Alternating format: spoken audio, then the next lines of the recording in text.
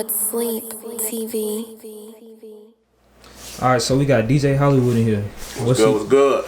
I appreciate you for letting me do this no interview problem. while I'm pulled up out here. So what for the people watching, this first time, first time on this platform. Right. Tell the people watching like what you do. Well, I'm a DJ, play the jams and shit. I help people get new music. I'm originally from Indianapolis, Indiana, but I'm moved to Memphis when I was a teenager. Grew up there, and I moved to Chattanooga for college. And I've been back and forth between Chattanooga and Memphis since then. So how did you get your start? Where did you get your start in music? I got my start in music here in Chattanooga. I started off in college like a lot of guys do. I was trying to get my hands on whatever gig I could do at the UC and try and be cool and do the college parties and all that shit. And then from there, it went from building with relationships I had with my college friends that were in different schools, my partners from Memphis, my partners from Nashville, Knoxville, so on and so forth, and just getting on the road, going back and forth, and building the brand that I have today. And 10, 15 years later, I'm here. Still doing your thing. Most definitely. Word. So Oompa, I like that name. What is this Hollywood Oompa? It's just a nickname I got when I was a little kid. You know what I'm saying? I got a cousin who I got a tattoo for. He died when we were young. We were 16. And I'm a big brown skinned dude. He a big light skinned dude. So one day my cousin came like, y'all Oompa Loompa looking ass niggas. And shit, it just stuck. And it was unique. And it was a name that everywhere I went with my big cousin, all his partners called me that. So it was like, shit, Dad got my name. And shit, I stuck with it. Did a whole bunch of real shit with it, and shit, it's me. But shout out to Big On, you know what I'm saying, Big On Records out of Atlanta, the OG, you know what I'm saying? Shout out to all the Oompa Loompas in the Willy Wonka Influence Factory, you know what I'm saying? We holding it down. We doing our thing. Some real niggas who get the work done, you feel me? Well, something that I wanted to know about DJing, like, is it hard to get into that? Like, is it hard for somebody to trust you to DJ at their party and stuff like that? This is what I say. Becoming a DJ is no more than having a bunch of music on your computer and saying that you want to do it. Actually being a DJ is, it's just like with you know what I'm saying, doing an interview. Anybody can get their phone, post it up, ask their friends a couple questions, now they do interviews. Right. But a true journalist, a true interviewer does the time, the work, the research to get better and puts the effort in, the hours in to become that. With a DJ, I feel like to become an actual disc jockey, you gotta have a love for this shit. Like, you gotta get out and do this shit and get better with this shit by practicing and being able to search for new music and help discover new artists and push and, most importantly, break records. Because I feel like a lot of DJs don't get the respect that they want because they don't break nobody. They don't have nobody that they went out their way to discover and put the people on. You feel what I'm saying? So, like I said, it's easy to start DJing. You've seen it.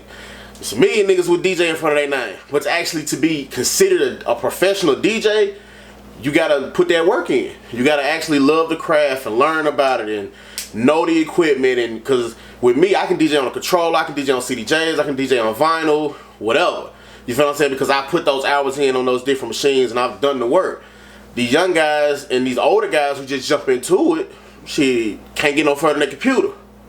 So that's why I say you got guys who play music, and then you got guys who are DJs, and then you got disc jockeys. I consider myself to be a disc jockey. I actually do this shit. Right, you talked about it a little bit before we did the interview. Yeah. But like you said, you done already made your money. You know what? You making your money. You Most made definitely. your money. What's your goal to still being a DJ now? Well, I DJ now because of the love for this shit. You feel what I'm saying? It's like, I remember when I was a young nigga in the dorm rooms, going to college parties and getting paid to promote, and all I would get out of it is $20, $30 and the ability to be on stage with my friends and be cool. But it's like, now I look at this shit like, my goal is to leave my imprint and help the next generation of niggas doing this shit. Because when I was coming up, I had guys like DJ Wally Sparks, who's from Chattanooga. I had my big homie out of Memphis, Devin Steele, Mike T, my big brother DJ Q. A lot of people, DJ Lil Larry, DJ Light out of Memphis, that I could go to and stand behind them in the DJ booth and watch. And if I had a question, it was answered. Or I could come to the radio station and DJ the last 30 minutes of their nationally broadcast radio show. I could come to any club and watch and learn. And for me, I try to do the same thing. So any young guy that's a DJ that has any questions, I answer them fully. Anybody in the music industry, period, because I'm not just a guy who just play records. I done shot videos and been on production teams for videos for Dolph, for Gotti, for Moneybagg Yo. I done been a part of bringing artists to the label and getting niggas deals. I done been there day one doing niggas first shows. I done did everything you can do in this game. I done been on tour and went worldwide, not worldwide, but nationwide with niggas. I done seen niggas come from nothing to become millionaires. I done been on the road with artists that are big. I done been on the road with artists that are small. You know what I'm saying? So I just feel like it's my job now to continue to build my brand, but also help those that are next to come up. Because like I tell all my little homies, man, with this DJ shit, it's always gonna be a new college DJ. It's always gonna be a new young nigga that got the flavor, that got the sauce that the young folks rocking with. So what I gotta do is I gotta not try and be in that nigga way, but make a way for him to come through and get his shine. Cause that's what was done for me. You feel what I'm saying? A lot of times you got niggas that call themselves OGs who are scared to lose their little spot. You know what I'm saying? You got a lot of guys who, if I bring him up with me, he might take over what I got going on. But a nigga gotta understand is it's enough money, it's enough light for everybody. And you gonna have your time in the sun. So make sure you do what you gotta do with it. Be a real one, and you gonna keep getting yours. You can't stop what's to come. It's gonna happen. You gonna get moved out the way. You gonna be called a hater. You gonna be a suck ass nigga. Or you can do the real thing and help those just like you got help. And that's what I always wanted to do, was be a real one. I ain't want niggas to look at my name and say I was a suck ass nigga, I did foul ass business, any of that shit. I wanted niggas to know that when you fucking with me, you were getting a quality product. You got a nigga who really gonna do what he say. And if he can't do it, I'm either not gonna say it or I'm gonna fix whatever problem happened with what I thought I could do. And shit, that's just how I'm rocking with it.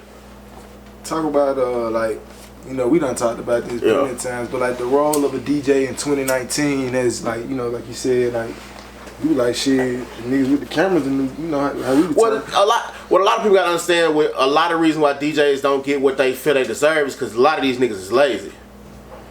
You know what I'm saying? A lot of these niggas ain't going out and finding and breaking records and figuring out new ways to be innovative with it. Because if you notice, when shit hit the internet, you had a lot of blog sites that kind of took over as the record breakers. Instead of niggas going to the club and hearing the music first, or hearing the radio and hearing it first, you can go to a website like Two Dope Boys or whatever and hear the new music, see the new music, because they was covering the new artists. Artists were literally sending these folks millions and millions of posts a day to try and get on. It's just like how you have it now with the academics and the Sleep and Say Cheese and all these other guys. These are the guys that are breaking the records. When I'm online searching for new records, I hit the different blog sites, I hit the different interviewers, I hit the different photographers and videographers because they got all the new hot shit. So that's why I tell DJs, we got to get to a point to where we are taking our field back. And it's by doing the work. It's by getting out here and finding who these young guys are. It's about, instead of seeing a young nigga say, oh, if you ain't got no money, I can't fuck with you. Shit, fuck with these young niggas. Because the young niggas who are really serious, they can spend the money and have a budget and do something with their craft, are going to always double back. You do good business with a nigga, they going to always come back and fuck with you. It's just that niggas is lazy. Niggas would rather be popular and more famous than to actually do the work to get the success. Niggas just want to be cool, really.